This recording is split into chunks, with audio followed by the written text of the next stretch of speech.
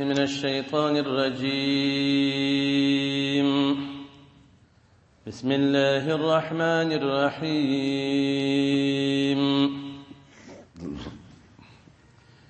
سبح لله ما في السماوات وما في الأرض وهو العزيز الحكيم. يا أيها الذين آمنوا لم تقولون ما لا تفعلون كبر مقتا عند الله أن تقولوا ما لا تفعلون إن الله يحب الذين يقاتلون في سبيله صفا كأنهم بنيان مرصوص.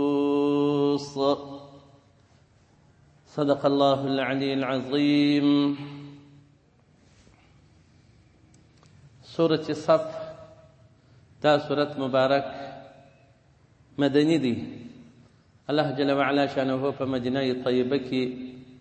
پر حضرت رسول اکرم صلی الله علیه و آله وسلم باندې نازل کړی دي په واسطه سره د جبرئیل امین علیه الصلاة والسلام. او دا سورة مبارک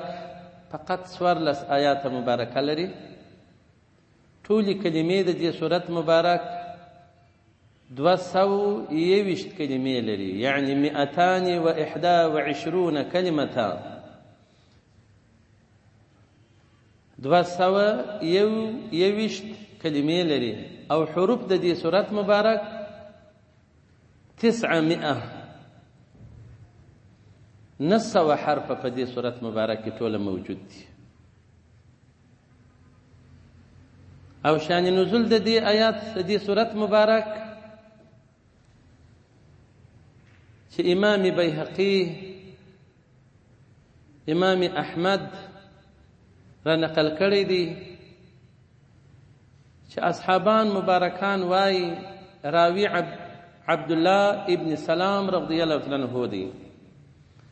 وای موږ اصحابان مبارکان سره ناسو مذاکره مو کول چې څوک به ورسی رسول اکرم صلی الله علیه و آله وسلم لره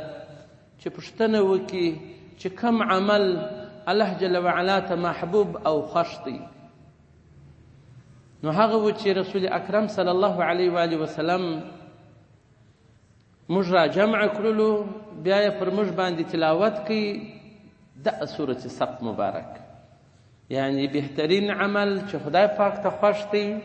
هغه جهاد فی سبیل الله دی، چې د خدای په لاره کې څوک جهاد کوي.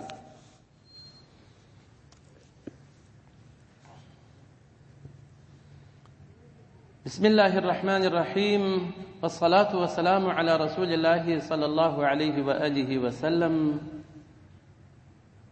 تسمیه د دې چې په سورة صف سره راغلې ده په دې وجه باندې چې دغه آیات مبارک پکښې الله جل جلاله فرمایلی دي چې خدای پاک خوش لري هغه کسان چې دی جګړه کوي د کفارو سره په لار کې د خدای پاک صف ولاړ وي، صف برابروي. نو خدای پاک ته خوش دی دغه صف چې دی صفونه جوړوي فی سبیل الله. والصلاة والسلام على رسول الله صلى الله عليه وآله وسلم. سبح لله پاکی فرمایلی ده، پاکی ویلی ده لله و الله جل وعلا لره. سبح پاکی وای لله و الله جل جلاله لره. ما هغه شان فی السماوات چې په اسمانو کې دي و ما هغه چې په الارض په مځکه کې دي ټول الله جل وعلا ته سبحان الله وای، پاکی ثابتوي د هر هغه صفت څخه چې د الله جل وعلا د شان سره لائق نوي. وهو د الله جل وعلا العزیز ډیر غالب دی په خپل بچی کې، الحکیم ذی حکمت دی. په هر کار کې الله جل وعلا شانه لوی حکمتونه لري. نو داسې شی په دنیا کې نسته چې الله جل وعلا دې هغه پیدا کړی وي او په هغه کې د حکمت موجود نه وي. په هغه کې حکمتونه ډېر موجود دي.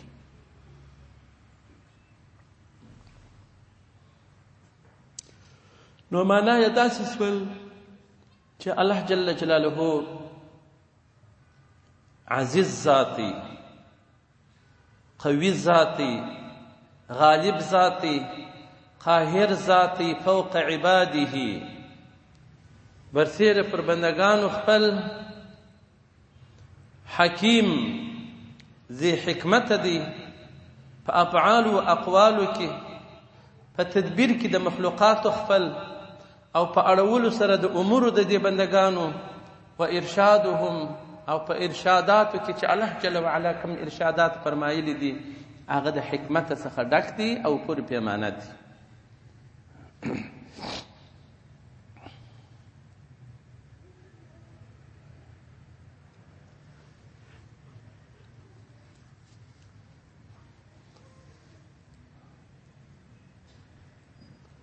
نو الله جل وعلا شانه په هغه وخت کې داسې خلک وه چې موږ جهاد ته ځو، موږ جهاد کوو، موږ ولې جهادونه نه کوو؟ خدا به چې آیاتونه مبارکه به نازل شول، نبی علیه السلام مبارک صلی الله علیه وسلم به دې دعوت کړ چې درځئ اوس نو دغه تاسې خپله د خواهش کوه، نو بیا هغه پیل نه کاوه. نو الله جل وعلا دا آیات مبارک عام نازل کړي، که د چا سره وعده وکړل هغسې به کوې، که د چا سره قول وکړي هغسې به کوې، د یو چا سره چې عقد وکړي هغسې به کوې، د یو چا سره دي یو معامله وکړل هغه به پر هغه ډول کوې لکه ویلي چې دي تغییر او تبدیل به په ځان کې نه راولي. نو ځکه الله جل وعلا دا آیات مبارکې فرمایي یا ایها الذین آمنوا، ای هغه کسانو چې تاسې مؤمنان یاست، لما ولې تقولون تاسې قول کوئ ما لا تفعلون، بیا پیل نه کوئ. دغه ورشه دا کوچنیان سره بند شه ولاړ شه، ساعت غواړي ورشه ته مه ولاړ شه، مېلمانه دغسې ناست دي، پسې واخه دا کوچنیان هغه کونج ته پسې واخه، پلرونه یې راغلي لا نه جوړ کوچنیان رایله کړي.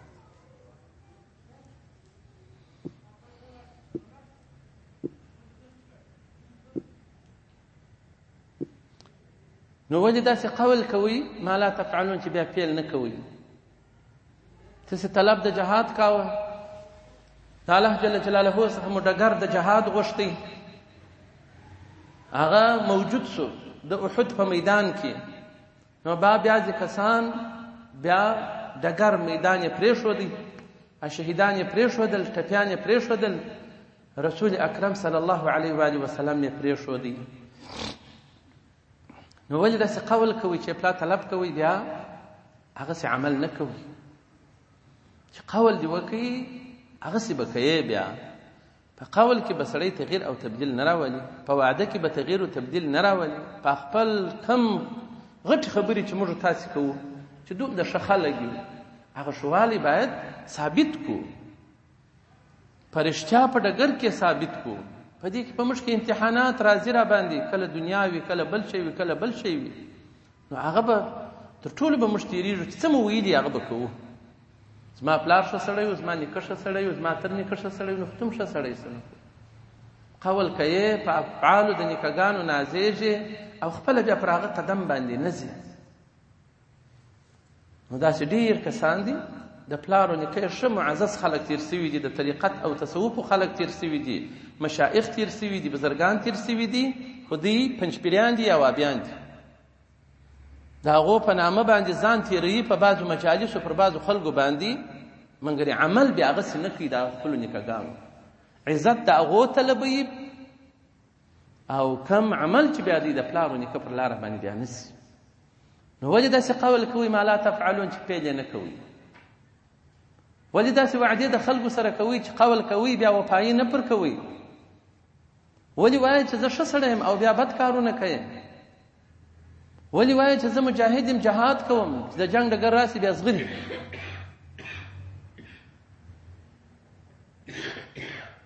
نو دا پوست مجاهد خو هر څوک دی په کور کې ناست دي، په ټول عمر نه ګرز د جنګ لیدلی وي، نه د دوتو بارود بوی در سره مو سوی وي، او در ټولو غټ مجاهد دی وي، د جهاد نوم خوند ورکوي، مګر چې حقیقي جهاد راسي د جنگ ډګر راسي بیا ځان تښتي بیا هغه ځای ته نه حاضرېږي نو وجه داسې قول کوي چې موږ مجاهدین یو بیا هغسې نه کوو دا امتحانات نو ډېر زموږ ستاسې په خلکو وسول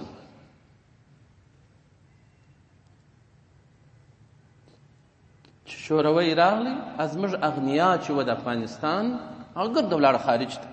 په دا اوسه په خارج کې ناست هلته اولادونه پس پیدا شول اکثره چې دغه دلته تجاران خلک ګرده وتښتېدل چا پیسې درلودلې هغه ګره په خارج کې راته کښېناستل وطن یې پرېښود اول هغو ته دا خطاب دی چې ولې قول کوي چې موږ مؤمنان یو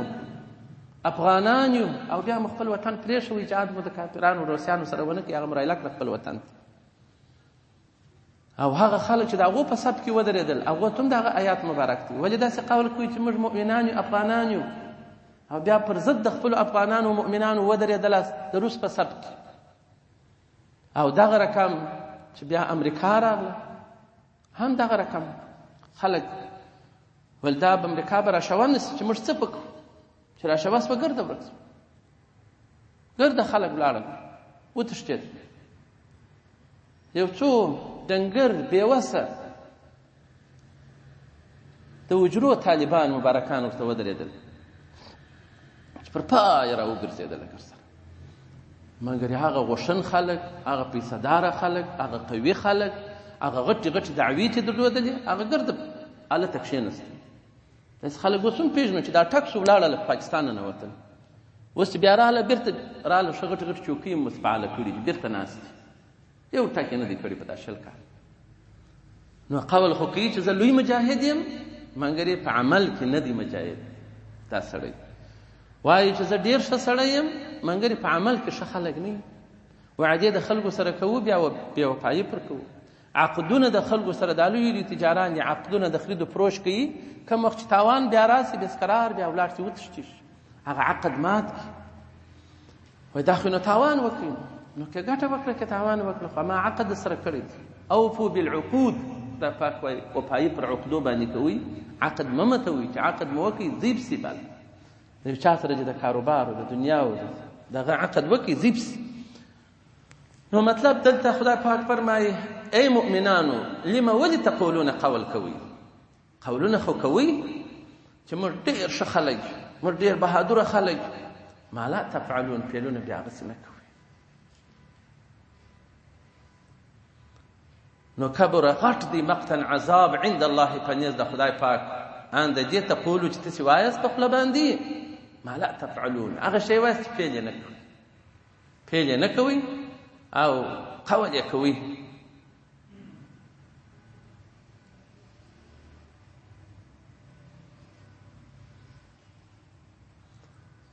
دغه هر ادعا چې څوک کوي هغه څه ناڅه پر مخ باندې ځي څوک چې د خدای د لارې د سړي دعوه کوي او بیا عمل یې هغسې نه هغه ډېر ژر رسوا کېږي څوک چې د ښه مجاهد جنګي شجاع دعوه کوي او هغسې یې بیا نه کوي هغه ډېر ژر رسوا کېږي او څوک چې وایي چې زه ډېر وفاداره سړی یم پر هر شي وفا کوم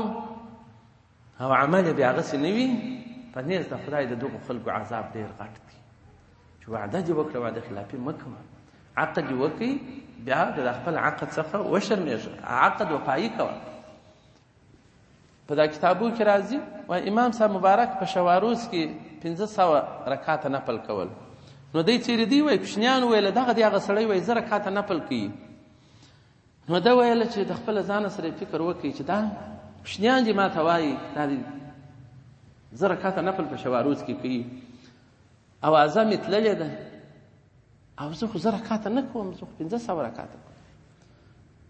نو هغه و چې امام صاحب مبارک بعد 10 رکعاته په شواروز کې سپره کول چې دغه زما اوازه تللې ده د دې او زه هغسې نه یم تر دې آیات مبارک لاندې رانس لما تقولون ما لا تفعلون ولې وایاست او فعل هغسې نه کوئ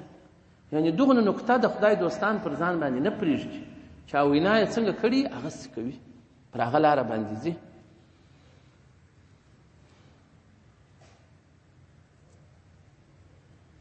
تاسو نو ډېر په دا موږ ستاسې په خلکو کې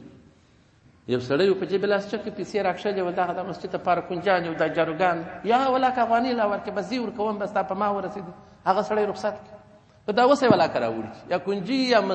یا جاروګان یا ګروپان هغه تیارې پیسې ور راکولې چې دغه پیسې دي د مسجد دپاره دا شام پرانیست د وجه بس په ما ورسېدل ولاکې به څوک ورکړي بیا زه کسان مې پسې واخلم هغه پیسې بیرته په جیب کې ور واچولې دی د دا اوسه پرې تللی دي ولاکې یا جارو راته راوړي دي یا پیسې راکړي دي یا ګروپ راوړي دي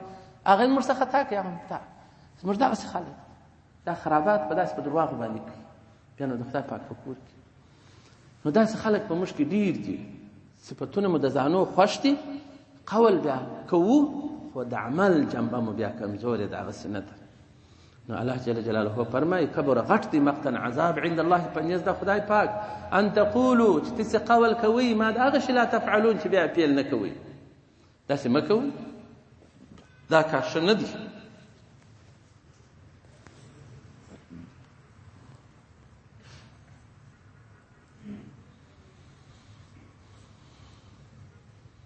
نو ان فتحقیق سره الله جل وعلا يحب خوشوي نصرت یې کوي په آخرت کې لوی مقام ورکوي الذین هغسې کسان یقاتلون فی سبیله چې دوی مقاتله کوي جګړه کوي په لاره کې د الله جل وعلا صفا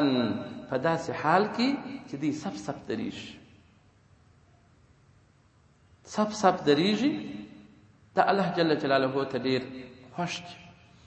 الله جل وعلا ته دوه صفونه ډېر خوښ دي یو صف د صف د جهاد د مجاهدینو دي صف صف ولاړي او وروسته پر کافرانو باندې حمله کوي مبارزې ته ورځي د جنګ ډګر ته ورځي او بل صف د لمونځ کوونکو دي چې دوی خپل منځونه کوي خپل صفونه سره برابروي پورته وکښته کېږي چې کښته وي هغه راپورته کېږي چې پورته وي هغه کښته کېږي خو دوی سمون د خپلو صفو کوي چې هر څونه صف برابر وي هغونه ثواب ډېر دی خدای پاک ته خوښ صفونه دغه دي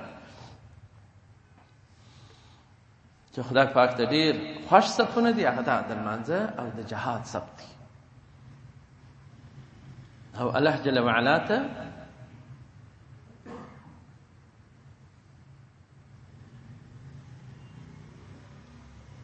وشکې ډېرې خوښې د یو بنده چې د الله جل جلاله دوام ترسه څه شهده چمرس کالي ویستی جه خرالی د باندې داسې ویستی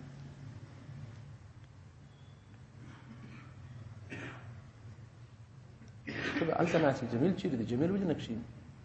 هر ورځ په ویلو راځه بس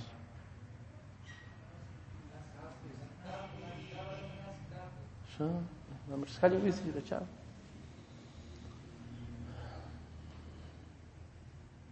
جهاد داسې هم نه کېږي لکه زموږ ستاسې دا خو ګرځه ژوندي ولا ونیسي ګرځه لکه مړه دغسې وي هلته ورته ناست مړ څکه ځنې وباسئ ورته ګوري لاندې ګرځه داسې نشه یي بیداري کوي شاوخوا ګوري مسلمان مرسکال ورڅخه غلا نه کړي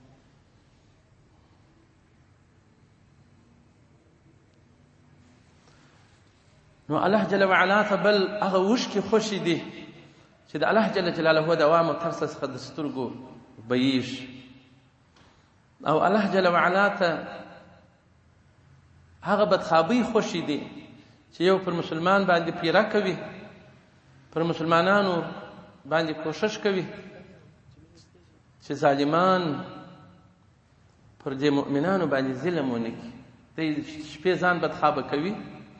او خپل حریم د وطن او مؤمنانو باندې پیرې کوي ځان بدخوابه کوي دا بدخوابي خدای پاک ته خوښه ده بل هغه بدخوابي ده چې دا خلک راکښیني د شپې د تهجد لمونځ کوي نفلونه کوي وظیفې کوي ځان بدخوابه کوي الله جل جلاله ته دغه ډېره خوښه ده او الله جل وعلا ته دوه بویونه ډېر سخت خوښ دي یو بوی د خولې د روژاتي چې روژه یې نیولې وي خدای پاک ته دغه بوی ډېر خوښ دی او بل بوی د وینو د شهید فی سبیل الله چې د خدای په لاره کې وینه توی کړې وي د دغه بوی وینه خدای پاک ته ډېره خوښه ده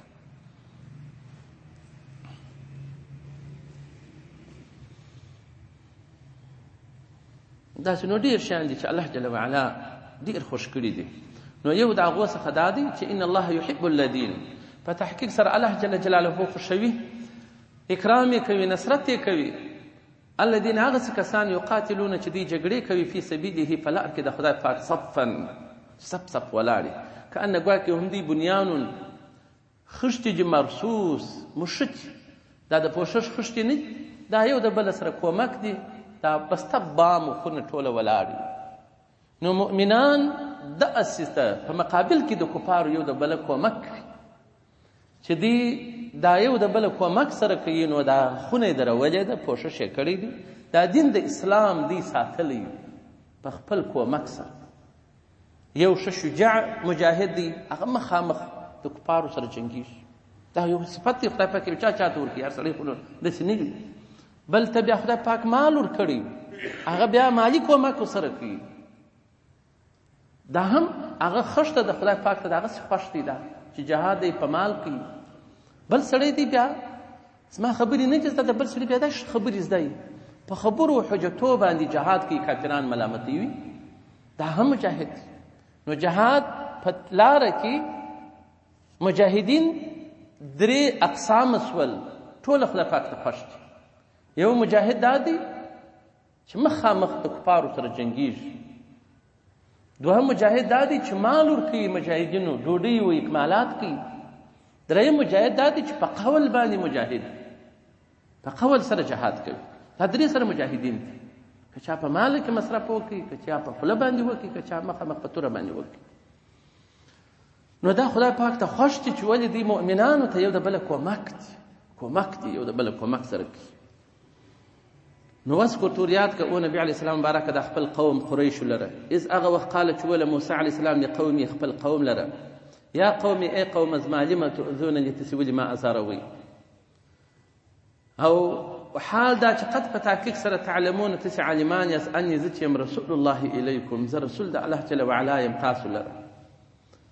تاسې ولې ما ازاروئ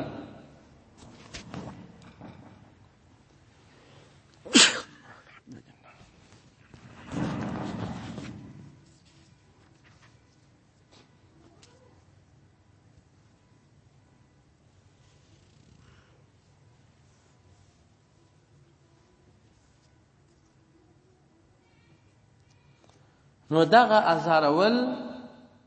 د نبی د خدای پاک دا خو په آیات سره حرام دي نبی د خدای پاک به څوک نه ازاروي اوس نو چې نبی د خدای پاک څوک به نه ازاروي نبی سخت چې زیریږي په دې زیریږي چې څوک د خدای او رسول څخه نافرماني کوي یا د دین احکام د پښو لاندې کوي یا سنت طریقې ورکوي د ده یا هغه باغ د چې دین د اسلام دی دغه نړۍ نو دغه نبی علیه السلام مبارک په دې خوابدي کیږي او په خپل امت باندې نبی علیه السلام مبارک سخت خوابدي کیږي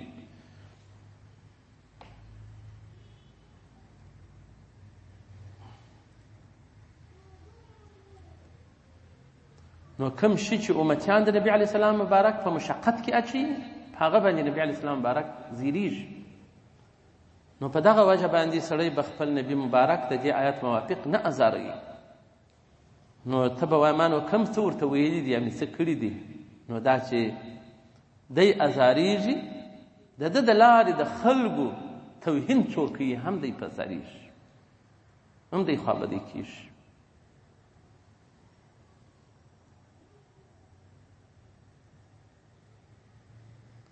یو وخت کې یو لوی عالم و د به هر وخت نبی علیه السلام مبارک په خوب لیدي آخر پیدا کیفیت پر بند چې پر بند شو ده نو په دې شپو کې داسې کړي وه د یو سید سره چې هغه د اهل بیت شو د نبي علیه السلام مبارک و د هغه سره یې اخیستی و حتی خبرې پسې کولې وایي چې نبي علیه السلام مبارک ژوندی وي لا به هم دی پرې نږدي نو زه خو بیخي نه پرېږدم زه هم خبرې پسې کوم نو دی خوب ویني یو وخت چې نبي علیه السلام مبارک تشریف لري خو دا ورون مبارک یې لڅ دی نو دی په دا خوب کې وایي زه اراده دې ته وکړم چې دا ورون یې ور پټ کړم وایي د لاس را ایسته کوي چې دا ورون مې تا را لڅ کړي دي نو اوس یې څنګه بیا بېرته ته را پټوي نو وایي ما ورته وویل چې یا رسول الله څنګه ما در لڅ کړي دي وایي ته څنګه زما د اولاد کې خبرې کوې زما په اولاد پسې بد وایې دا هین زما رسوا کېدی دي ما ته عذاب دی ما زیره یې نو وایي چې را کښېنستلم نو بیا مې خدای پاک ته توبه وکړه چې په ژوند به بیا د نبي علیه السلام مبارک د اولاد سره بد رویه زه نه کوم نه به خبره پسې کوم اوس چې ښه لوی عالم سي ښه لوی مفتي منصب سي په طریقت کې برخه نه لري د سیدانو قدر نه ور معلوم په باطن کې توره شپه وي د نبي علیه السلام مبارک عزت او ازار نه پیژني علم یې کړی خو دغه لارې نه یې ویلي بارونه راولاړ سي پر سیدانو پسې خبرې کوي پر سیدانو باندې رد وایي پر اهل بیتو بد وایي دغه د ناکامۍ علامې دي چې دا سړي دا علم په رښتیا نه دی کړی بلعم ابن معور دون علم کړی چې اسم اعظم شریف یې زده و خو د نبي په مقابل کې ودرېدی خدای پاک اسم اعظم شریف ځینې پورته کړي یو سائره بدرنګه بد سړی ځینې جوړ شي نو چې هر څونه علم ولري نو د خدای در نبي په مقابل د د اولاد په مقابل د په خاطر نبي علیه السلام مبارک فرمایي ارقبوا محمدا فی اهل بیته تاسو لحاظ و مرعت ساتئ د محمد صلی الله علیه وسلم په اهل بیتو کې ده دا نو کم مرعت تا د نبي علیه السلام مبارک وکړي چې ته په اهل بیتو کې غږېږې اهل بیتو پسې خبرې کوې دا چې موږ وطن پاکستان افغانستان د علماو ډک دي بل عالم ولې دا خبرې نه پسې کوي هغه پوهېږي چې په دې نبي علیه السلام مبارک خوا به دې کېږي په دې کار نه لري څلور سره مذهبه د دې مشران د اهل بیتو تعظیم کړی دي په سند سره رسېدلي مکمل تعظیم یې کاوه خلفای راشدین څلور خلیفګان د نبي علیه السلام مبارک دې څلورو سره د اهل بیتو په تمامه معنا عزت او تعظیم کړی حتی عمر رضی الله عنه دغه تعظیم کاوه چې کوم معاش یې خپل زوی ته وضع کړی و عبدالله ابن عمر رضی الله عنه لره حسنینو مبارکانو چې د خپل زوی دوچنده ورکوي د ده دربار ته د ده زوی بېله اجازې نه سوی ورتلی من حسنینو مبارکانو چې داسې اجازه کړې وه چې تاسې هر وخت زما دربار ته راتلی ستاسو پر مخ زما دربار خلاص یو وخت امام حسن رضی الله تعالی عنه یو غوښتي عبدالله ابن عمر رضی الله په مخه ورغلی د عمر رضی الله زوی عمر رضی الله خلیفه دی ول ولې ته چیرې تللی وې ول زه دربار ته تللی وم خو اجازه نه راکول سول انو امام حسن رضی الله هم بیرته وګرځېدی نو چې خپل زوی ته اجازه نشته نو ما ته خو بیخي اجازه نشته یو ګړی بعد بیا د عمر رضی الله استازی پسې راغلی چې ته ولې یا د رسول الله صلی الله علیه وسلم زویه ولې نه راځې راس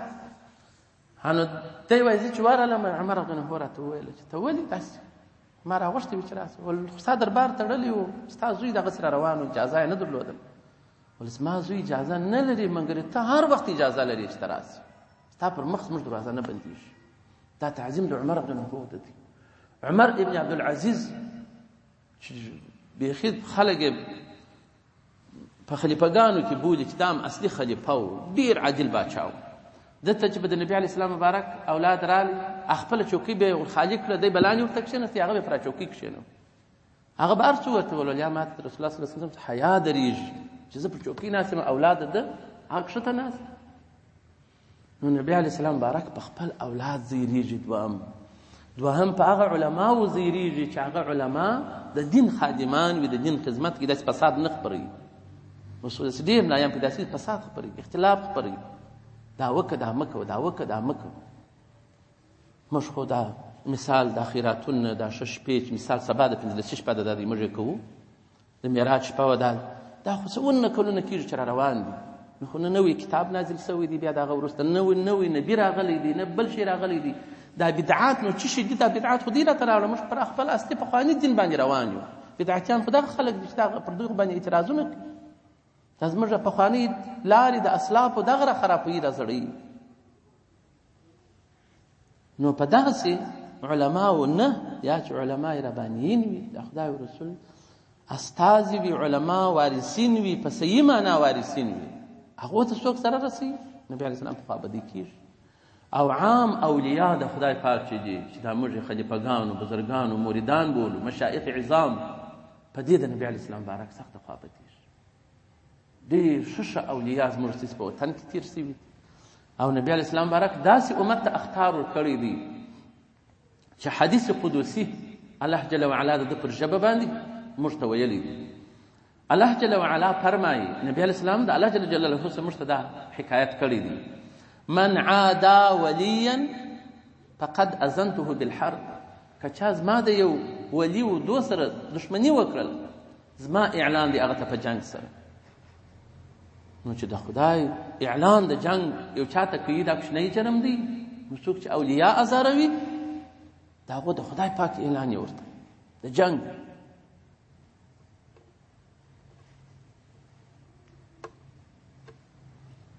پیراني پیر صاحب مبارک نه وي ځوان دی، یو دوه نفره نور ورسره دي. یو لوی بزرګ شیخ خو د هغه وخت په بغداد کې دی ورغله، چې هلته ورغله خو دوی داسې نو کې بې ادبي وکړه دواړو د دې ولي سره د خدای دا نورو دوو نفرو په خپل دغه کې داسې سوالونه پټ کړي وه چې دا سوال به پر کوو، مثال دی به په دې کې بندوو چې دی نو ولې داسې کوي یا څنګه، یا داسې خپل ځانونه عالمان پر هغه معرفي کول. د هغو مثال د دې عالم توهین یې مقصود و چې وی کې د دې بزرګ. نو آخر پای چې ورله سره کښېنستل، یوه ته ویله ته خو کار دې بیخي خراب دی، ته به بیخي په بد مرګ سره مړ سې. بل څه ویل ته به په دنیا کې غرق سې. او پیراني پیر صاحب مبارک ته یې ویله، پیراني پیر صاحب مبارک د هغه ورته ویل چې ادب به ساتي، دا بزرګ سړي ته ورځو چې بې ادبي بیا ونه کړي. پر هغه سره بیره باندې بې ادبي وکړه. نو پیراني پیر صاحب مبارک ته یې ویله تا به الله جل وعلا یو لوړ شخصیت کې ډېر امت د نبي علیه السلام به ستا څه نفع پورته کړي. دا خبره یې وکړله. ډېره زمانه وروسته هغه نفر چې د باچا وزیر مالي شو، په دنیا کې د سر در پایه غرق شو. باطله دنیا خدای او رسول ځینې پاتې شول، پر اخوا باندې مخ. او بل بیا ښه عالم و، ښه عالم شو، ښه نصیحتونه یې کوله. اخر پای باچا واستوي رومیانو ته، د روم ملک ته یې واستوي. هغه نصارا وه د یو کار دپاره. د باچا ته چې ورغلی نو دی په هغه دربار کې ناست و، ادب دې وي د باچا لور یې ولیدل. هغه رومیان ډېر ښایسته وه، بالا داسې شو پر عاشق شو. اخر پای باچا ته وایي ستا د درباره نه ځم. وایي ولې؟ وایي زه ستا سره دوستي کوم، دا ستا لور به ماته راکړې. هغه وایي ته مسلمان یې، زه نصراني یم، موږ داسې نکاح نه سره کېږي. وایي خامخا هره کم چې وي. نو اخر پای دې ته اماده کړي. هغه ویل ته به نصراني کېږې، نو بیا د نکاح کوو که نه کوو. ول سیدي کېږم. نصراني شو، هغه نکاح یې وکړه، پر هغه خوا پسې مړ شو. د هغه ولي خبره وګوره، د خدای د ولي سره چې څوک مازې بې ادبي کوي دا یې حالات راځي. نو خدای چې کتابونه څوک وګوري، تصوف وګوري، بیا نو پر اولیاو نه لګېږي، د خدای پر دوستانو نه لګېږي، پر سیدانو نه لګېږي. او دا چې غافله خلک وي او ظاهر یې دوه تورې ویلي وي، د باطن روښنایي نه لري، نو په دې باندې خو دوی نسي کولی چې بیا یو مقام ته ورسېږي. نو ازار د نبي دا سړی هلاکوي. ازار د عالم با عمل رباني عالم چې څوک کوي دا سړی هلاکوي. ازار د ولی د خدای چې څوک کوي دا سړی هلاکوي. ازار د یو سید و اهل بیت د نبی علیه السلام مبارک چې څوک کوي دا سړی هلاکوي. دا ډېرې قصې و، تاریخ و، کتابونه ټوله په دې باندې ډک دي. نو موسی علیه السلام خپل قوم ته وایي، موسی علیه السلام په حق کې بیا دا بې ادبي کول، دوی به لس لس لمبېدله. دا یهود و نصارا چې دي دا د ذاته څخه بې ستره دي، دوی بیخي بې ستري خوښه ده. تاسې اوس وګورئ د نورو یې ښځې بې ستره وي، نارینه لا یو شی اغوندي، ښځې دغونه ستر لا نه کوي. خو دا دوی په خپل طبیعت داسې خوښ دي، په موږ کې هم دا بې ستري وي، بې حجابي رابابوي. چې لو فتنه چې د نبي علیه السلام مبارک فرمایي تر ما وروسته لو فتنه چې زه پر تاسې بیریږم، هغه د ښځو فتنه ده. که د ښځو په فتنه څوک اخته سو، دا خو یو طلاقه ده د شیطان، زهرناکه خزارو لړلې، بیا څوک ځان نسي خلاصولی. نو اوس کافران کوښښ کوي د یهودو نصارا چې دغه بې ستري بې حجابي په موږ کې رایله کړي، او زموږ نوې طبقه، ځوانه طبقه په دې فتنه باندې ګرفتاره کړي. په دا محبت باندې ډېر خلک د وطنه مخکې به لا تلل، هغه به په کښتیانو کې په اوبو کې غرق شول. یو یې راوړی و دلته یې ښخ کړي، چې هره پلا به ورله قبر به دوی جوړ کړي، درب بیا بې قبر نړېدلی وي، بیا بې جوړ کړي، بیا به نه، اوس هغه نړېدلی یې پرېښود. داسې په دغه مینې و محبت باندې تللي وو. نو دوی دغسې بې ستره وو، خو موسی علیه الصلاة وسلام مبارک بې ستري نه کول، هغه به خپل کمیس اغوستی و، لمبېدی به. نو آخر پای دی دا تهمت پر وایي موسی علیه الصلاة وسلام ادب چې ډېر وي، په دا خایو کې دی مشکل لري، ناجوړي لري چې دی بې ستري کوي. خو دغه خبرې پسې کولې موسی علیه السلام یې ازاروي. نو آخر کې یو وخت موسی علیه السلام یې اوس لمبېدی، خپل کالي هېڅوک نه و دښتو، خپل کالي یې پر یو ډبره باندې کښېښول، اوبو ته ورغوټه سو. دی چې اوبو ته ورغوټه سو، هغه ډبرې الا کړه، د ده کالي هم ځینې وځغلول. نو دی نارې پسې وایي چې یا حجر ثوبي، یا حجر ثوبي، یا حجر ثوبي، او ډبرې زما کالي راکړه، او ډبرې زما. هغه زغلي ډبره ډبره ولاړه د یهودو د دې دغه بني اسرائیلو یو قومه او یو مشران یې ناست وو د هغو مخ ته ودرېد موسی علیه السلام پسې ورغلی چې ورته ویې کتل په ټول وجود کې موسی علیه السلام وسلام علت نه درلود ناجوړي یې نه درلود عددي خبرې ټوله ایسته شوې نو ځکه خدای پاک فرمایي چې ولا تكون كالذين آذوا موسى أي أمة النبي عليه السلام مبارك تسنو داسي ما جوړېږي لکه امت موسی عليه السلام چې موسی عليه السلام یې ازاروي داسې نسبت یې د عیب ورتکاوه فبرأه الله مما قالوا پاک خدای پاک دی د هغه څخه چې دوی ویل نسبت یې ورته کوي خراب نو موسی عليه السلام خپل قوم ته وایي لم تؤذونني ولې ما زیروي او قد تعلمون اني رسول الله اليكم تاسو علمان یې زه چې رسول د الله جل جلاله یم تاسو لره نو دا خو لوی خرابي دا ده دا څلور نوع انسانان خو ما درته بیان کړله چې دا ډېر عجل سړی په خرابېږي او پنځمه ډله هم دغسې سته چې هغه عام مؤمنان دي د مؤمن وینه محترمه ده مال یې محترم دی بې له عشر و زکاته بل پیسه پر دې باندې نشته حتی علما وایي د فقه شریف وایي که چیرې اشد ضرورت په ملت کې پاته سو پیدا سو نو که دې څه بیا څه پیسې ټولې سي دستي په هغه شي باندې مصرف سي نو دا پروا نه کوي حتی داسې لا پیسې نسي ځینې اخیستلی چې بودجه د حکومت خالي ده باید دا پیسې ټولې کړم بودجه په ډکه کړم دغه لا د مؤمنانو څه نه اخیسته کېږي نو په دغه وجه باندې د مسلمان مال محترم دی په ناحقه وجه بیا څوک نه خوري او د مسلمان ابرو محترمه ده هېڅوک بیا ابرویي د مسلمان نسي کولی نبی علیه السلام بارک وایي چې زه به جګړه کوم در هغه وخته پورې د کفارو سره چې دوی وایي لا اله الا الله محمد رسول الله کوم وخت چې کلمه طیبه وویل فقد عصم مني خپل ځانونه زموږ څخه وساتل بلا مسلمانان بیا نور کار نه بل نه مال خوړلی سي نه وینه تویولی سي نه بیا ابرویي بیا کولی سي نو پنځمه ډله د ازار هغه مؤمنان دي چې څوک یې ازاروي نبی علیه السلام الله جل جلاله فرمایي ان الذين يؤذون المؤمنين والمؤمنات بغير ما اكتسبوا هغه کسان چې دي مؤمنان او مؤمنانې ښځې ازاروي بې له دې څه چې هغه دې یو خراب کسب کړي فقد احتملوا بهتانا واثما عظیما نو دې بار کې یو اسم یو ګناه او بهتان عظیم د ځان سره بار نو د مسلمان ازار به سړی نه کوي او د ایمان چې وایي د سړي څه سلبیږي په دوو شانو سره سلبیږي یو دا دی چې پر د خپل ایمان باندې سړی شکر نه وایي په خپله مسلماني او ایمانداري راضي نه وي خوشحاله نه وي شکر یې نه وایي الله جل جلاله یې برباد کړي برسیسا په نامه سره دغه لوی عابد سړی په آخر پای ولاړی برباد شو په یو ښځه باندې متهم شو پسې شرابونه یې وخوړل قتلونه یې وکړل هر څه یې وکړل ولاړی ځان یې برباد کړي وایي د خدای پاک هر نعمت ته ورکړی خو یوه ورځ هم ته پر دا خپله ایمانداري باندې شکر ادا نه کوي چې خدای شکر چې مسلمان دې پیدا کړی شکر چې داسې عبادت درته کوم نو اوس ګوره د خدای پاک غټ انعام دی پر موږ تاسې چې په خپل کور کې پرې ایښي یو خپل کتاب ته یې کښېنولي دا د خدای پاک انعام دی موږ شکر ادا کوو ایمان یې هم موږ تاسې ته داسې راکړی دی چې موږ نه خوله پسې توی کړې ده نه مو مسافري پسې کړې ده نه مو غوټه پسې اخیستې ده او په دنیا کې اول نعمت چې دی هغه وجود د انسان دی چې خدای پاک پیدا کړی دی دوهم ایمان دی چې ایماندار دی هغه دواړه نعمت خدای پاک تا ته موت کله ذکر کړي دي ته نه یې ستړی سوی نو د دې شکر به ته ادا کوې دا ستر نعمت دی وجه د ابدي دوژخه سړی په د ایمان نجات پیدا کوي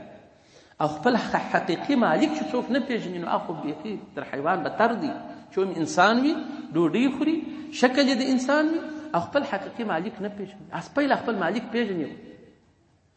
سرکشي نه ځینې کوي نو ته چې د خپل انسان یې د خپل خالق و مالک ته څنګه نه پېژنې نو چې هغه نه پېژني ایمان دې ولاړ ایمان نه لري نو مؤمنان چې خپل خالق و مالک پېژني نو دوی مؤمنان د دې شکر به ادا کوي که چا ترک ته شکر وکړي وایي پر ده باندې دا وهم دی چې زوال د ایمان به د ده کېږي په آخره خاتمه کې او دوهم شی ازار د مسلمانانو که چا څوک مردم ازار و ازارونه یې کول د دې سړي پر آخره خاتمه باندې ډېر خوف او خطر موجود دی چې بې ایمانه د دنیا سړی به ځي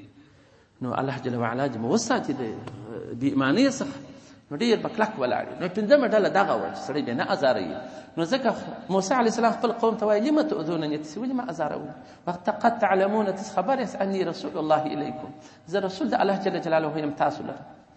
نبی علیه السلام مبارک بیا قریشو ازارول څنګه تکلیف نه و هغه به نبي علیه السلام مبارک ته دوی پېښاوه په خوله باندې حتی مجنون د لیوني الفاظ د ساحر الفاظ د کاهن الفاظ او چې پر خوله ورتلله هغه شیان یې ورته ویل او په لاره کې بېزوزان ورپاشل کور ته بې ادب چې ډېر وي ګندګۍ و دا شیان ورغورځول نبي علیه السلام مبارک په کعبه شریف کې پر سجده سو کفارو لرې و دا ګندګۍ ګرد په اوږو مبارکو کې به یې ورکښېښول چې ده به د خپل سر مبارک نه سپی راپورته کولی یو ورځ فاطمة زهرا رضی الله عنها راغله بیا دا شیان زنجیرې کړل خو نبي علیه السلام مبارک خپل سر مبارک راپورته کړي داسې ازارونه یې ورکول چې د ده د مرګ تبتیې به بسته کولې رقم چمونه خو الله جل وعلا قوم ټول هلاک کړي ټول یې برباد کړي هغه کسان چې دا چمونه کول عبدالله بن مسعود رضی الله عنه زه کوچنی وم وایي قسم بالله هر یو مې جلا د بدر په میدان کې ولیدي چې مړه پراته وه چې موږ راکشول اقلیب ته د بدر مو غورځول شورېدل وبه شورېدل لاسونه پښې به هلته په لاس کې راغله هغه به پاته شو داسې خدای پاک ذلیل و رسوا و شرمنده کړل نو هر چا چې د خپل نبي د الله جل جلاله ولی د الله جل جلاله د لارې سړی د الله جل جلاله مؤمن مسلمان چا ازار کړی دی هغه بیا ښادي په دې دنیا او په آخرت کې د هغو خلکو نشته ځکه نبي علیه السلام مبارک فرمایي الظلم ظلمات یوم القیامه ظلم چې دی دا تاریکي دی په ورځ کې د قیامت نو دغه تاریکي ده بس دا دی څنګه مړ سي بس په قبر کې دا سړی تاریکي لري په قبر دونه روښنایي لري چې د جنت څخه در بچه پر اخلاصیږي مؤمن مسلمان ته چې سترګې دید کوي دغونه قبر چې د ده خوښه هغونه ورته پراخه کېږي په جنت کې سړ کوي د جنت تر بچي و خوشبیانې و نعمتونه ورته راځي خو دغه سړی هېڅ روښنایي نه لري ظالم په ورځ کې د قیامت په توره شپه کې نو دا ډېر غټ خطر دی نو ازار د مسلمان به نه کوئ ازار د یو ولي به نه کوئ ازار د نبي به نه کوئ ډېر احتیاط به کوئ چې د نبي علیه السلام هره کوچنۍ طریقه وي او په سترو سترګو مو قبوله ده دا چې ما نه ده عملي کړې خدای دې بخښه راته وکړي عذر به وایه دلایل به نه وایه او قد تعلمون تس خبر یاست او ما زیروي انی رسول الله الیکم زه خو رسول د الله جل جلاله یم تاسو له فلما زاغوا کم وخت دوی میلان وکړي د حق څخه د اتباع څخه د نبي مبارک ازغ الله قلوبهم خدای پاک یې ښه زړونه پسې ورواړول څوک چې حق ته نه تسلیمیږي الله جل وعلا یې اخر په زړه پسې ورواړوي بیا نو چې هر څه ورته وایه حق د ده پر زړه باندې کم اثر نه لري والله الله جل جلاله لا یهدي هدایت نه کوي القوم او قوم ته الفاسقین چې دوی فاسقان چې دوی پیس کوي نو پیس خدای پاک هدایت درکوي ته د پیس که څه توبه وکاږه خدای پاک هدایت درته وکړي او که ته په پیس کې دننه ولاړې او خدای پاک ماته هدایت کوي دا خبره لرې ده او ورياد که د هغه رقم دی قریش ته و نبي علیه السلام مبارک د هغه وخت قاله چې ویل عیسی ابن مریم عیسی زوی د مریم علیه السلام او مور بیبي ډېر ولي ښځه وه چې د دې لویشتو پرورش ټوله په مسجد کې به بیت المقدس کې سوی دی بیت المقدس د انبیاو سلیمان علیه السلام جوړ کړی دی د انبیاو یو مرکز دی نو دلته د مور پرورش سوی دی بیا دی الله جل جلاله بې پلار مریم بیبي ته ورکړي الله جل جلاله دی پیدا کړي بیا بني اسرائیلو دا نه منله چې دا دې بې پلاره پیدا سوی بیا الله جل وعلا په کوچنیوالي دونه نو کې خپلې مور په غېږ کې نیولې خبرې په وکړي واني عبد الله زه بنده د الله جل وعلا یم اتأني الکتاب ما ته کتاب را کړی دی انجیل او داسې نور درجش کلمې وویلې درجش کاله په دې مځکه کې تېر کړله اخر پای یهودو دی شهیدوي نه پرېښوي یا دی په یو کور کې ځینې ننوتی هغه یو لوی پهلوان پسې ورلک اخونې ته هغه عیسی علیه السلام الله جل اسمانو ته د کلکین وایستی هغه چې راووتی د هغه پهلوان شکل د عیسی علیه السلام یې د کافرانو ته ورکړي یهودو ته تور یې پر راواسي هغه مړ کړي بری په دار وځړوي دا صلیب چې اوس بولي خو وایي دا د عیسی علیه السلام مړ کړي یهود وایي نو الله جل جلاله فرمایي وما قتلوه نه دي وژلي وما صلبوه نه په دار ځړولی دي ولکن شبه لهم ما دي یو تشبیه دي تصویر من رفعه الله الیه الله جل وعلا پورته په اسمانو کې نبي علیه السلام په دوم اسمان کې لیدلی دي عیسی علیه السلام نو بیا په آخر زمانه کې نبي علیه السلام مبارک پیدا راشوه کېږي نو بیا دا دین محمدي صلی الله علیه وسلم ته پرورش ورکوي په دغه دین باندې دی احکام صادروي خرجډال وژني هغه نه پرېږدي مهدي صاحب مبارک څو مؤمنان به په شام کې په مسجد کې ساعت لمانځه ولاړي دا سوریه کې دی راشواسي په دا مناره باندې و یو زینه راوړي ما در شوه کړي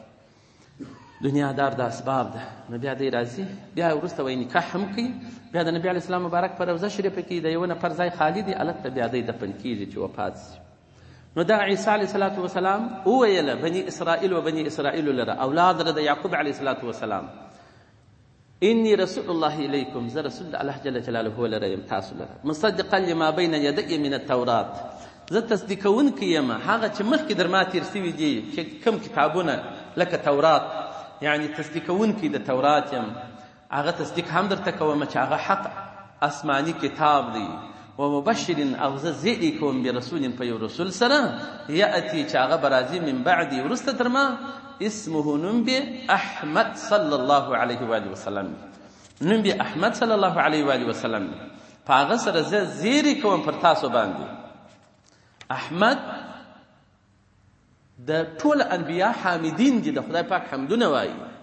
احمد د افعل تبذل صيغه ده لکه ازرب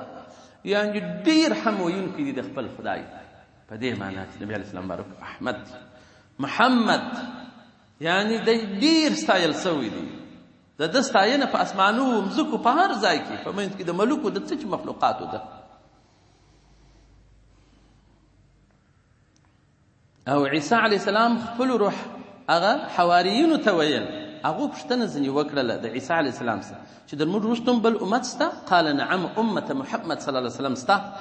دغه امتیان به حکما علما ابرار اتقیاوي حاکمان علما نیکوکاران او متقیان خلق به وي په فقه کې لکه انبیا داسې علمونه به خدای پاک ورکړي وي لکه اوس امام صاحب مبارک و دا نور علما مشایخ چې تېر سوي دي یرضون من الله بالیسیر من الرزق دی په د خدای پاک څخه په لږ رزق راضي وي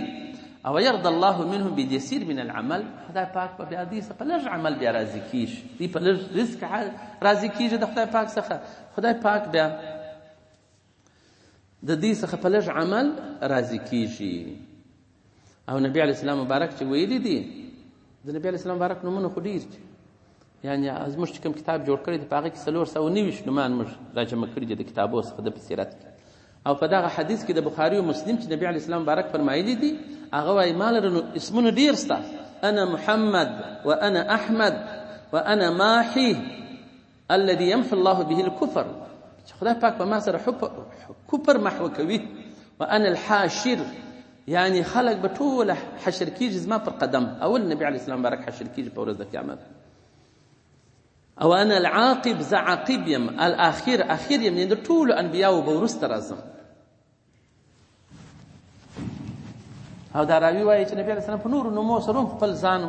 مبارک ونوماوه خو هغه اوس ما سید دي وایي ما نه دي په یاد کړي نو په قرآن عظیم کې خدا د عیسی علیه السلام وایي زه زیری کوم په احمد صلی الله علیه و آله وسلم سره چې دی به راځي تورات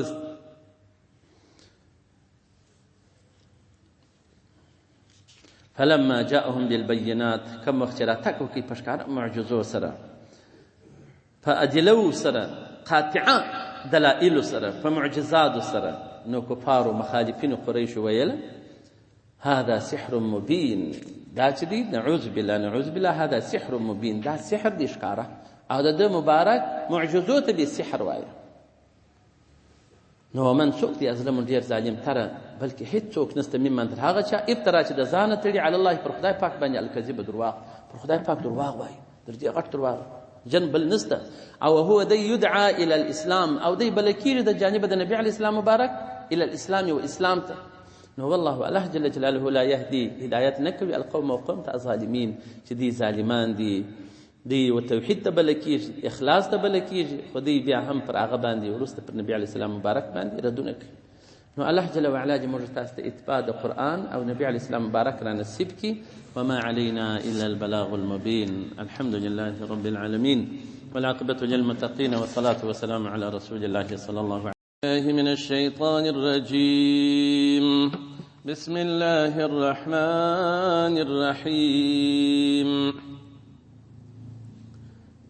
يا أيها الذين آمنوا هل أدلكم على تجارة تنجيكم من عذاب أليم تؤمنون بالله ورسوله وتجاهدون في سبيل الله بأموالكم وأنفسكم ذلكم خير لكم إن كنتم تعلمون يغفر لكم ذنوبكم ويدخلكم جنات تجري من تحتها الأنهار ومساكن طيبة في جنات عدن ذلك الفوز العظيم. صدق الله العلي العظيم. د دې آیات مبارک شان نزول داسې دی چې اصحابانو مبارکانو کې به ټول عمر دا تشویش و چې کم عبادت ډېر ګټمن او مفید وي زموږ دپاره موږ هغه وکړو. نو د نبي کریم صلی الله علیه و وسلم څخه دغه سوال کوي چې کم عمل ډېر ښایسته دی چې په هغه باندې موږ عمل وکړو او د آخرت ګټه ډېره لاسته راوړو. نو الله جل وعلا دا آیات مبارک نازل کوي: یا ایها الذین آمنوا، ای هغه کسانو چې تاسې مؤمنان یاست، هل آیا ادلو، زه دلالت ونه کم کوم تاسې لره علی تجارت، پر یو تجارت باندې تنجي چې دغه تجارت نجات درکړي کوم و تاسې لره من عذاب علیم، د عذاب دردناک څخه به مو وساتي دغه عمل. نو صحابه وویل چې و یا رسول الله صلی الله علیه وسلم داسې عمل خو راوشو. نو نبي علیه السلام بارک ورته وفرمایل دا آیات مبارک کې دغسې تؤمنون بالله، ایمان براوړي پر یوه الله جل جلاله باندې. نو دوی خو ایماندار دي، یعنی تدومون علی الایمان، تاسو به پر د خپله ایمانداري باندې دوام کوئ. دا لوی تجارت دی چې خپله ایمانداري مسلماني په دوام سره څوک وساتي. دا دوام چې دی دا خپل ذات کې یو لو ګټه ده، او داسې ایمانداري چې هغه ضعیفه وي، یو ورځ منځونه کوم بله ورځ یې نه کوم، یو ورځ سبق وایم بله ورځ یې نه کوم، یو ورځ ذکر کوم بله ورځ یې نه کوم، تحولات هر ګړی زما په وجود کې موجود وي، دغه کمزوري دغه سړی نو کې شاته بیایي. نو اوس موږ ستاسې ملګري وي په بازار کې یا په کسدان دکان زړی، کوشش نه کوي چې دا خپل سبقته پر وخت راسي. دا هم یو قسم کهالي ده، دوام نه دی پر دا خپل عبادت باندې، نیمه یې تېر نیمه یې هغسې عشان نزول زه تېر کړم، بیا نو آیات مبارک دی چیرې بیا هغسې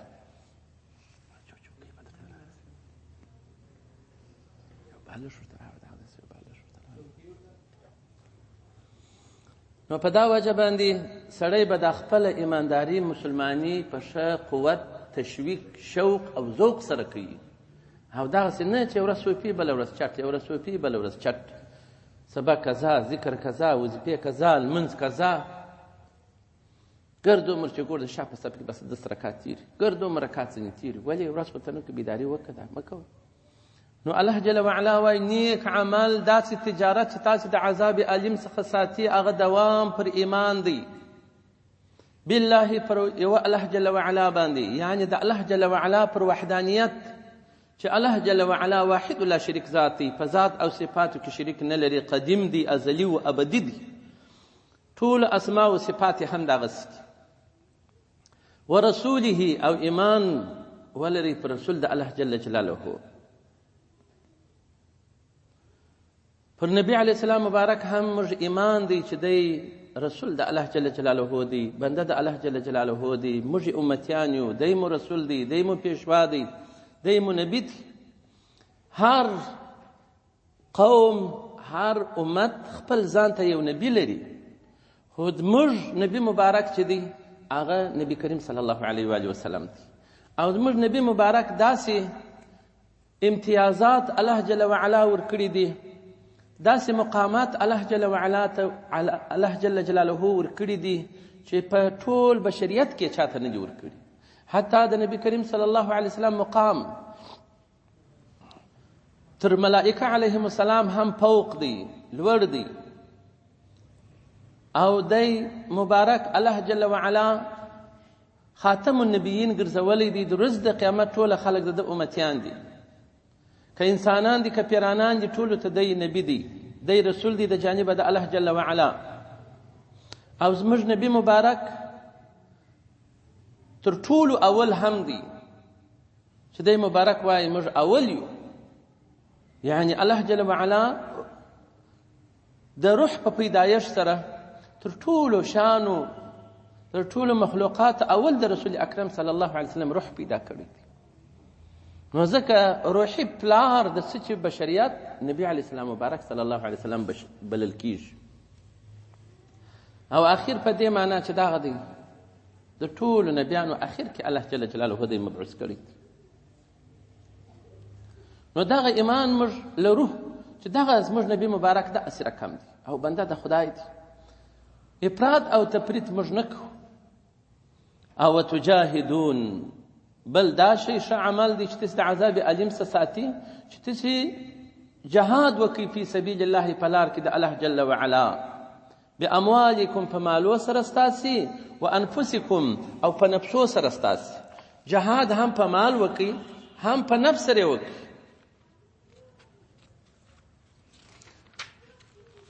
نو په نفس سره به هم د خدای پاک په لاره کې موږ تاسې الله جل وعلا پیدا کړي د ده په لاره کې چې بیرته ځان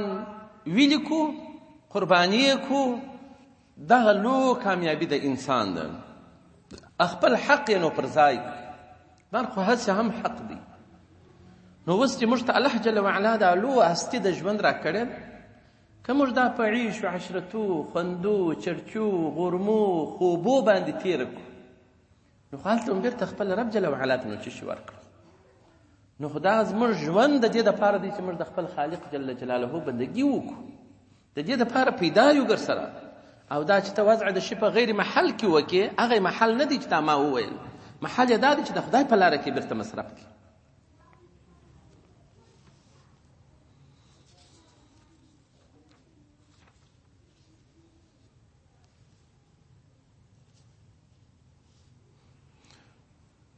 او عمل به د یوازې او یوازې د الله جل جلاله دپاره وي. په دې عمل کې ستا جهاد هم داخل دی چې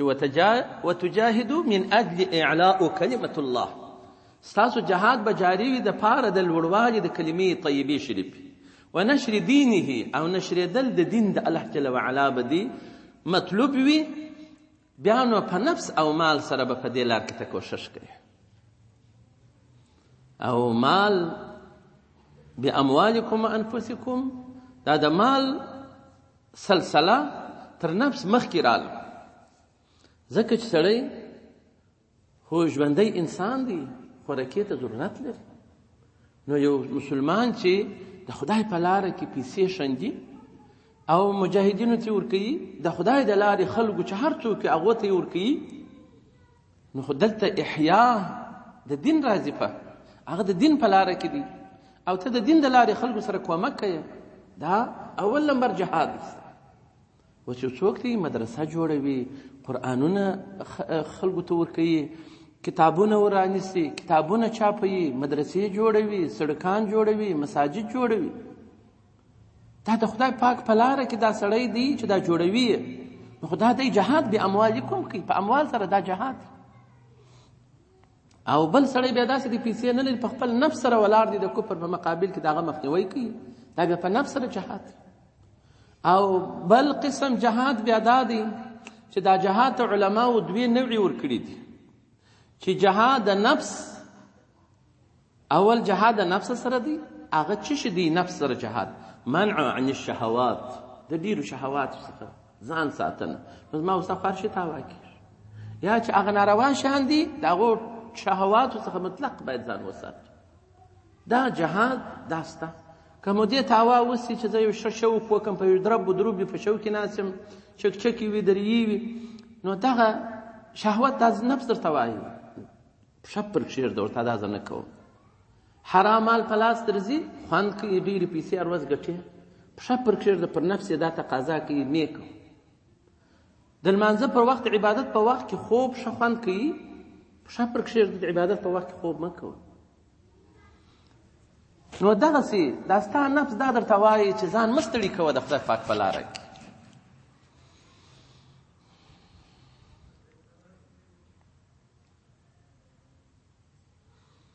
او بل جهاد د دشمن کافر سره دی، د پاره د دې چې کلمه لوړه سي او نشر د دین وسي. نو د نفس و شیطان جهاد دا ډېر لازمي دی. موږ تاسې نن ورځ کې په دې باندې باید مشغوله ډېر وي چې د نفس شیطان سره مجاهده وکړو. کم چا چې د نفس شیطان سره مجاهده جاری ساتلې وي، هغه بیا د دشمنو د کافر په مقابله کې تر نورو ډېر ښه صفا جنګېدلی سي. ولې په هغه جهاد کې هم تقوا ورسره وي، دیانت ورسره وي، د خپل مشر اطاعت ورسره وي. نن ورځ هم دا دی مثال دا اوس حکومت یې مشر یې د هغه نارې ورته وایي چې پام کوئ غرور ونه کوي، تکبر ونه کوي، لویي ونه کوي، پر خلکو ظلم ونه کوي، د چا مال ونه خوري.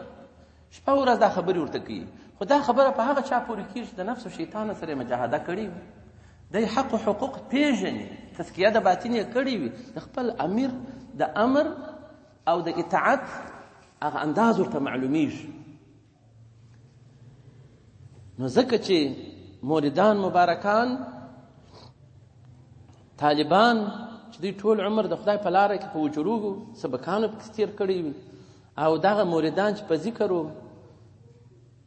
تزکیه د باطن عمر تېر کړی وي، بیا نو هغه دې خدمت ته د مسلمانانو ډېر په ښه انداز سره کولی شي. په وږې تږې نس باندې د شپې و د ورځې ګزمې کوي، مقابله د کفارو کوي، هېڅ شی په لاس کې نه لري.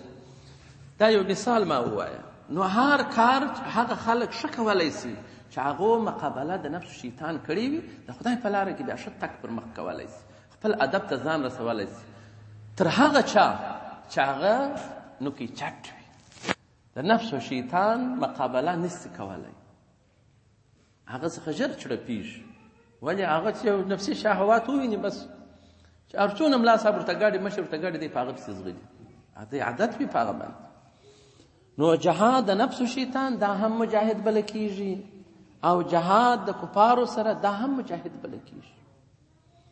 او څوک چې په مال سره جهاد کوي، مال شندي د خدای په لاره کې، دا هم مجاهد بله کېږي. او څوک خپل نفس شندي، دا هم مجاهد بله کېږي. او څوک د مجاهدینو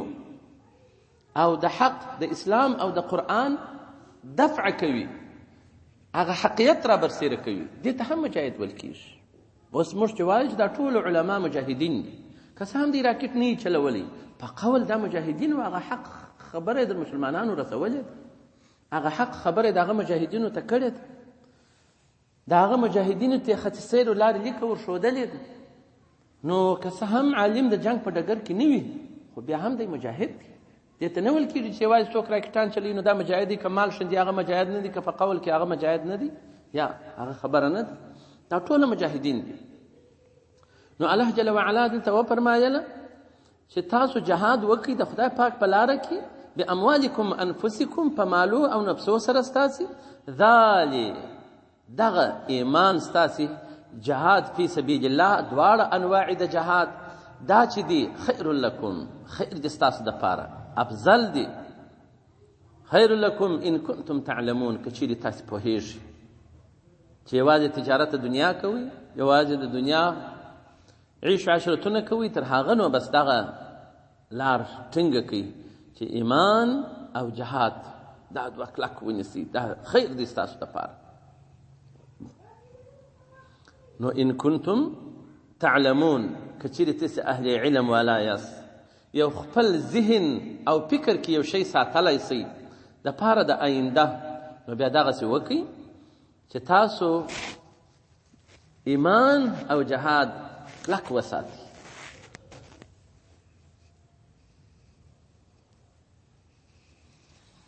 نو بیا چې دغه مو وکړله ایمان او جهاد، دواړې انواع د جهاد د نفس و شیطان او د کفارو سره دا مو په کار واچول، په نفس مو جهاد وکړي، په مال مو وکړي، په قول مو وکړي، د حق ملګری وي سړی، دا مجاهد دی. یغفر لکم ذنوبکم، خدای پاک رژوي له تاسې څخه ګناهوي ستاسې، ویدخل داخلویکم تاسې جنات جنتو لره تجري چې بهیږي من تحت لاندې درمیانو الانهار ولې، څلور قسمه ولې، د شیدو، د عسلو، د شرابو، د اوبو، چې ډېرې ښایسته دي. د دې دنیا کې موږ تاسې خطره هم پر لنه دراغلې د هغه اوبو. او مساکن طیبه، الله جل وعلا طیبات کورونه درکوي، داسې لوړې وړې درجې درکوي چې ډېرې به ښایسته وي، چې ظاهر به د باطنه څه معلومیږي، باطن به د ظاهره څخه معلومیږي. په هغسې جنتو کې چې هغه دائم جنتونه دي، فی جنات عدن، په جنتو کې د اقامې، د دائمي جنتو کې چې پای نه لري هیڅ شی. اوس د دې دنیا پای چې ته مړ شولې بس پای خلاصه شول بالا دنیا د پای، مګر هلته نه مرګ شته، نه د جنتو نعمتو پای شته، نه خلاصون شته، نه کمښت شته، دا دائم دي هر شی د جنت. نو دا الیته امر چې دی چې الله جل وعلا تا ته ښه ایمان پر خدای او رسول ښه د جهاد توفیق او دا در نصیب کی او جهاد د نفس و شیطان او د کفارو سره دا در نصیب کی نو دا یو فوز عظیم دی د جانب د الله جل وعلا چې ستا په برخه شو دغه نو لو فایده اخروي ده اخروي فایده فوز عظیم دی ته ویل کیږي چې هم په دې دنیا کې د خلکو څخه د خلکو د حقوقو څخه ځان پاک کړی او فایده ذخایر د آخرت یې ډېرې ځان دپاره اماده کړي وي دغه فوز عظیم دی نه پور در باندې نه چا ښکنځل کړي دي نه چا وینه توی کړې نه په چا پسې غیبت کړي نه په چا پسې بهتان ویلی دي خواپاکي ژوند دې تېر کړی دي خواپاکي سړی دی د دې دنیا د چټلۍ څخه چې ځان پاک کړی دی او نو دا چې دلته دې پاکوي الله جل وعلا تا ته بیا لوی لوی درجې پسې درکوي پر دې باندې ګناوې در بخښي او لوی لوی جنتونه ښایسته کورونه سترګې به نه روڼې شي داسې به وي لکه د اندارې ډېرې صفا د ملغلرې کورونه په دې دنیا کې ملغلره څونه صفا ده هر رګ دننه پکې معلومېږي دا چې څوک د خدای پاک په لاره کې دغه ثابت قدم پر خپل ایمان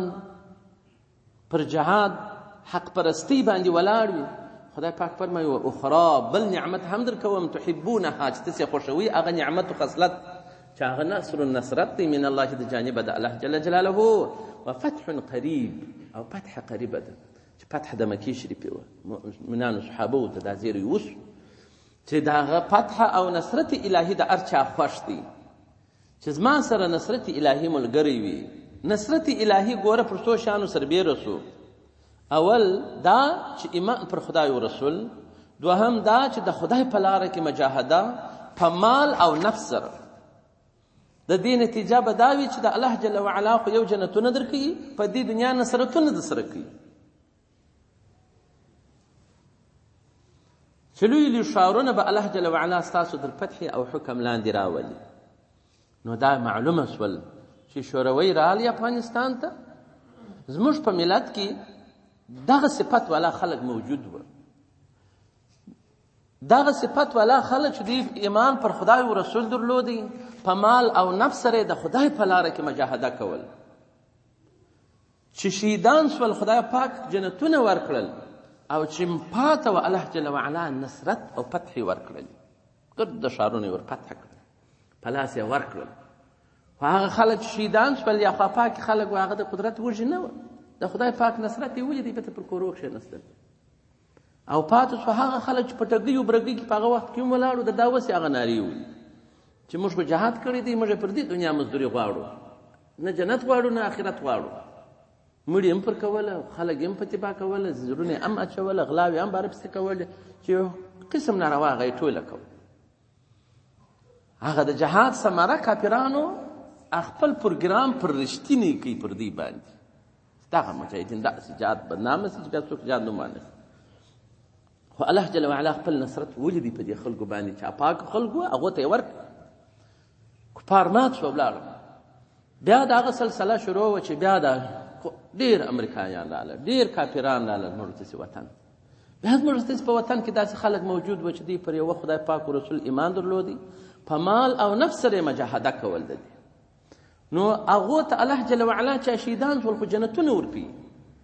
او کم وخت څوک چې ژوندي و الله جل وعلا هغه دی فتح قریبه ورکړل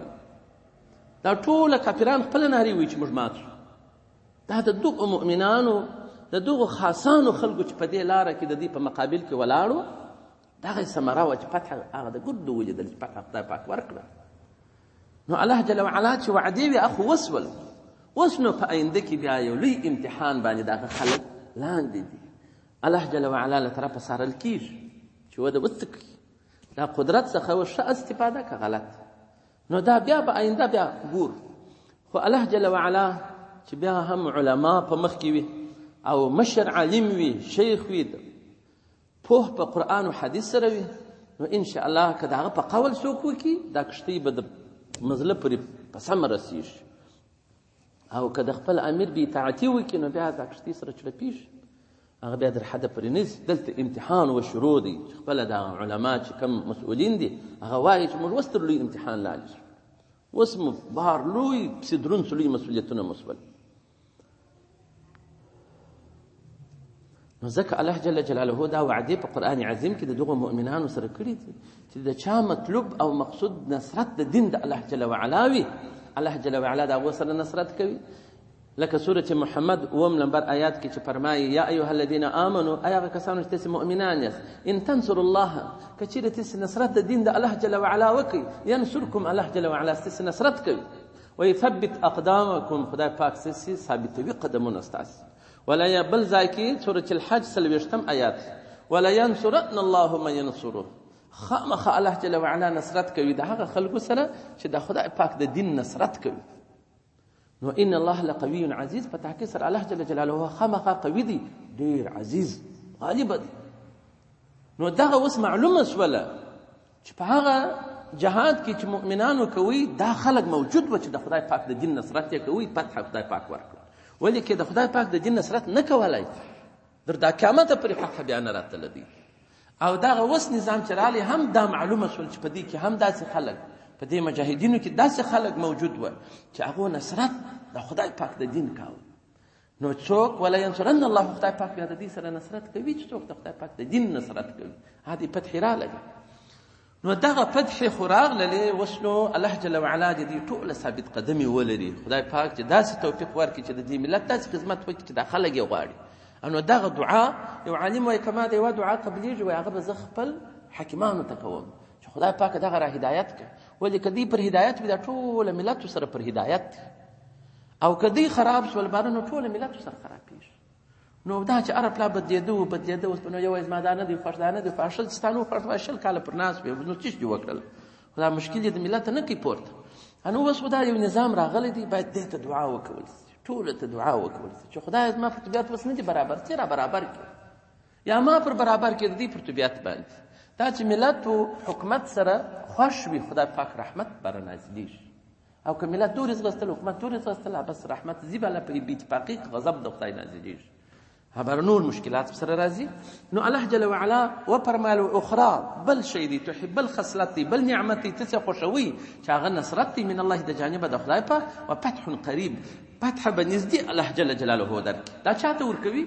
وبشر المؤمنین، ای رسول صلی الله علیه و آله وسلم ته زیری وکړه د دغو صفتو چې هم جنت، هم نعمت، هم فتح، هم نصرت، دا پر مؤمنانو باندې دغه زیری وکړه په نصر عاجل سره چې خدای پاک په دې مؤمنانو ته دغه نصرت ورکړي. نو الله جل وعلا شانه د عیسی علیه الصلاة والسلام دلته دغه آیات مبارک فرمایي چې عیسی علیه السلام هم دغسې یوازې و. نو بیا ول څوک نصرت د دین د خدای پاک کوي؟ نو هغه د ده خاص امتیان و، 12 نفر هغو موږ دا خدمت کوو. نو دې کې دا اشاره ده چې او امت د نبی علیه السلام مبارکه، نبی مبارک خو مو دغونه کوشش وکړي دا دین یې سوچا و تقوا صفا قرآن و ایمان و دین اسلام په لاس درکړل. نو تاسې اوس د دغه نصرت وکړي، د دې کومک وکړي، که په مال سره وي، که په خوله سره وي، او که په نفس سره وي، د دې دین کوشش کوي. ځکه حواریینو لا وکړي، او الله جل وعلا اخري نصرت بیا دغه حق ډلې ته په لاس ورکړي. نو یا ایها الذین آمنوا، هغه کسانو چې تاسې مؤمنان یاست، کونوا سی انصار الله، یعنی کومکونکي ناصرین د دین د الله جل وعلا. کما لکه چې قال وویل عیسی ابن مریم، عیسی زوی د مریم، للحواریین، خپلو خاصو شاګردانو لره، امتیانو لره، یا وایي دوی دوبیتوب کوي، کالي یې رنګول، نو په دې خاطر حواریین ورته ویل کېږي. یا دوی عبادت کوي چې په دې کې داسې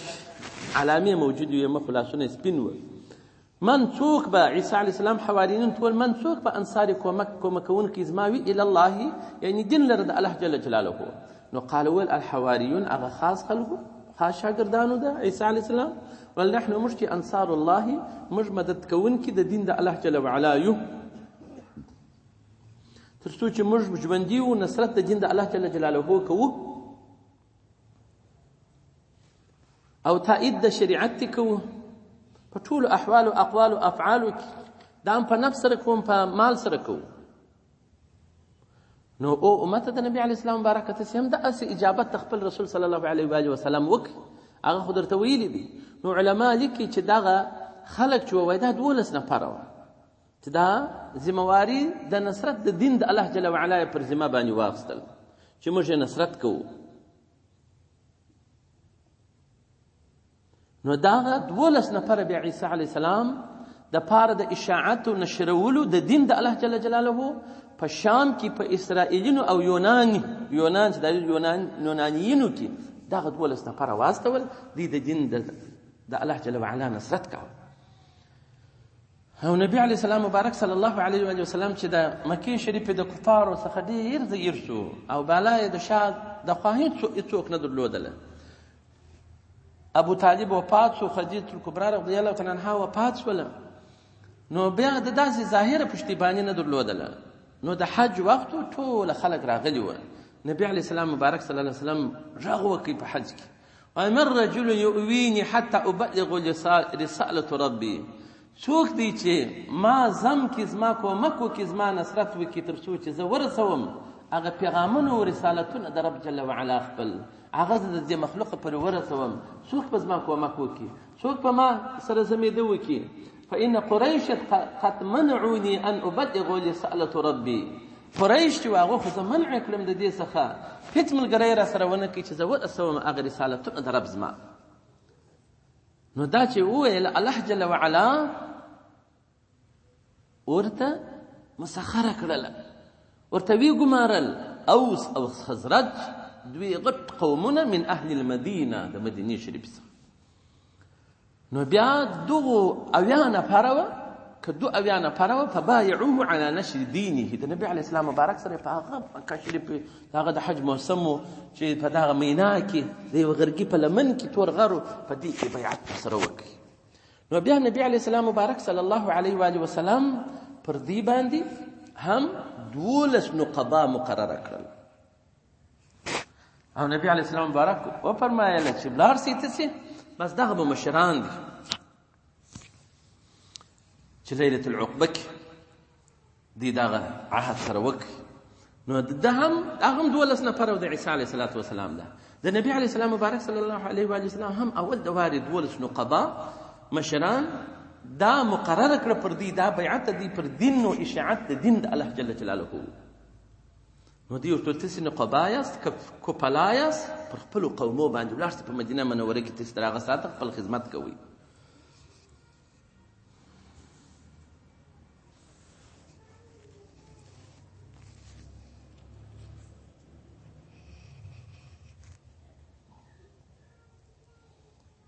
نو فآمن طائفة من بني اسرائیل، ایمان راوړي یو طائفې د بني اسرائیلو څخه هغه په صحیح معنا باندې ولاړ وه چې عیسی علیه السلام رسول د خدای دی او بنده د خدای پاک دی او د مریم بیبي څخه الله جل وعلا په خپل قدرت سره په خپل کلمه د کون سره پیدا کړی. دا ایماندار خلک وه. او کفر الطائفه، بله طائفه به کافران شول د بني اسرائیلو د عیسی علیه السلام قومه، ایمان یې پر را نه وړي.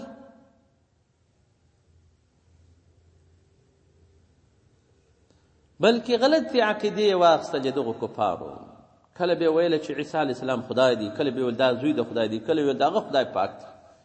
ثالث ثلاثه یې ویل، رقم خبرې کولې. نو کم وخت چې د دې مقاومت او جګړه سره راغله، نو فأیدنا الذین آمنوا، الله جل وعلا وایي موږ نصرت ورکړي هغه کسان لره چې دي مؤمنان وه، علی عدوهم پر دشمنانو د دې. فاصبحوا دوی وګرځېدل ظاهرین، غالب سول، لوړ سوله، او هغه باطله ډله چې وه هغه مغلوب سوله. نو امت د نبي علیه السلام مبارکه صحیح معنا پر خپل رسول صلی الله علیه وسلم باندې راوړئ،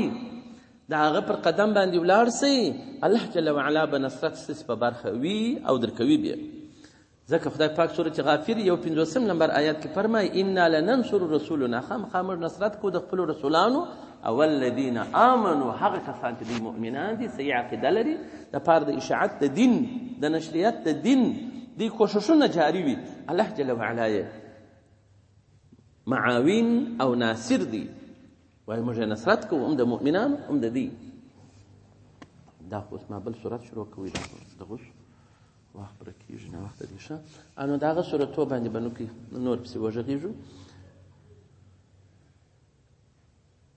نو دا چې الله جل وعلا وفرمایل چې هل ادلکم علی تجاره، آیا زه تاسو ته دلالت ونه کړم پر یو داسې ګټه باندې، یو تجارت باندې چې تاوان به نه وي پکښې کې، ګټه به مو پکښې کې وي، بل د عذاب علیم څخه به مو هم الله جل وعلا وساتي، نجات به درکړي.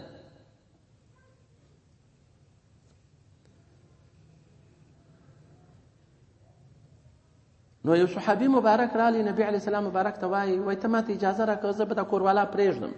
ځان به خسي کړم، غوښې پر ځان حراموم، بالا یې نه خورم، د شپې نه بېدېږم تر ابده، او د ورځې روژه نه ماتوم. نبی کریم صلی الله علیه و آله وسلم ورته وفرمایل چې یا داسې مه کوه، ان من سنتي النکاح، زما د سنت طریقې څخه هغه نکاح ته چې څوک په نکاح کوي. ولا رهبانیة فی الاسلام، رهبانیت په اسلام کې نشته چې ته نه واده کوم، نه د چا سره کار لرم، نه روژې به ګرده ورځ نیسم، د شپې به ګرده شپه عبادت کوم او د خلکو څخه به لرې شورم. دا رهبانیت په اسلام کې نشته. انما رهبانیة امتی الجهاد فی سبیل الله، رهبانیت زما د امت چې دی هغه جهاد فی سبیل الله دی. چې دا هل ادلکم علی تجاره، دا یو داسې تجارت چې موږ ګټه پکښې ده، او هم داسې الله جل جلاله جنت ورکوي او د عذاب علیم څخه نجات پیدا کولی شي په دې باندې. او خصاء امتی، دا چې څوک خپل ځان خسي کوي، پخوا زمانه کې یهودو نصاراو به کول، زما د امت خسي کېده دا دی الصوم روژه ده چې روژې دې ونیسي، خو بیا هم دا به نه کوي ټول عمر روژه نیسي. او بل دا مه کوئ چې حلالات نه خوري. ولا تحرموا طیبات ما احل الله لکم، ما حراموي پر ځان باندې طیبات ما هغه شان احل الله چې خدای پاک حلال کړي دي لکم دپاره ستاسو، چې خدای پاک حلال کړي دي نو ولې زه نه خورم؟ الله جل وعلا پاک شانه ته دغه کړي دي، و چې هغه نوم د خدای پاک نه وي پر یاد سوی، هغه مذبوحه موږ نه خورو، د هغه غوښې حرامې دي. او دا چې نوم د خدای پاک پر حلال سوی غوښې هر شي چې هغه موږ خوړلی شو، بینډۍ خوړلی شو، بانجان خوړلی شو، هر نعمت الله جل وعلا چې پیدا کړي دي که میوې دي هغه ټوله خورو، خدای پاک راته حلالې کړي دي، حرمت نشته پکښې کې. نو تاسې ولې حلالوئ داسې، ولې حراموئ حلالات؟ ومن سنتي، زما د سنت طریقې څخه نبي علیه السلام ان انام و اقوم، زه هم بېدېږم هم ولاړېږم، د شپې لمونځ کوم، و ابترم روژې خورم، و اصوم بیا کله کله نیسم یې. فمن رغب عن سنتي، که چا رغبت وکړي مخ واړوي زما د سنت څخه، فلیس مني، هغه زما څخه نه دی. نو عثمان رضی الله تعالی عنه جواب ورکړي والله لو وجدت یا نبی الله، ستا سنت زما ډېر خوښ دي او نبي د الله جل وعلا، یا زما دغه تجارت ډېر خوښ دی. نو دغه تجارت کې تاسې ونیسئ، تجارتونه وکړئ، دا ډېر ګټمن تجارت دی. چې اول ایمان بالله و رسوله، دوهم وتجاهدون فی سبیل الله، جهاد بیا پر دوه قسمه، یو د نفس و شیطان سره، بل د کفارو سره. دا د کم دا یو عذاب علیم څخه سړی ساتي، دا یو داسې تجارت دی سړی به په مخ باندې بیایي. نو وایدنا الذین آمنوا علی عدوهم، خدای پاک وایي موږ نصرت وکړي دا هغه کسانو سره، هغه ډلې سره چې هغه مؤمنان و الله جل جلاله د دین نصرت یې کوي. د عیسی علیه السلام په وختو کې خدای پاک هغه فعاله وساتل چې الله جل جلاله عیسی علیه السلام بیا پسې پورته کوي. بیا ټول امت په دې وخت کې درې فریقې شو. یوې فریقې ویله چې عیسی علیه السلام زوی د خدای دی، اسمانو ته پورته شو، نعوذ بالله. بلې فرقې ویله چې دی عبد الله و رسوله، بنده د خدای دی، رسول د خدای دی، پورته کړي خدای پاک اسمانونو ته، چې هغه مسلمانان وو چې لکه عبدالله ابن سلام چې په غرو دشتو کې باره ګزاره کول، نور یې ګرده مړه کړل یا ځینې وتښتېدل. نو هر ډلې باندې د دې درو ډلو څخه طایفې په څېر شول، ډلې په څېر شول. خو اخر نصرت الله جل جلاله هغه ډلې ته ورکړي چې دوی ویله چې عیسی علیه السلام د خدای پاک بنده دی، رسول د الله جل جلاله دی. نو بیرته به راځي، لکه اوس موږ تاسې چې وایو بیرته راځي، دجال وژني. دا د نبي علیه السلام مبارک صلی الله علیه وسلم پیشګویان دي چې موږ تاسې ته یې کړي دي. نو الله جل وعلا شانه چې موږ تاسې د خدای پاک د لارې مجاهدین جوړ کړي. وما علینا الا البلاغ المبین. الحمد لله رب العالمین والعاقبة للمتقین والصلاة والسلام على رسول الله صلی الله علیه وسلم.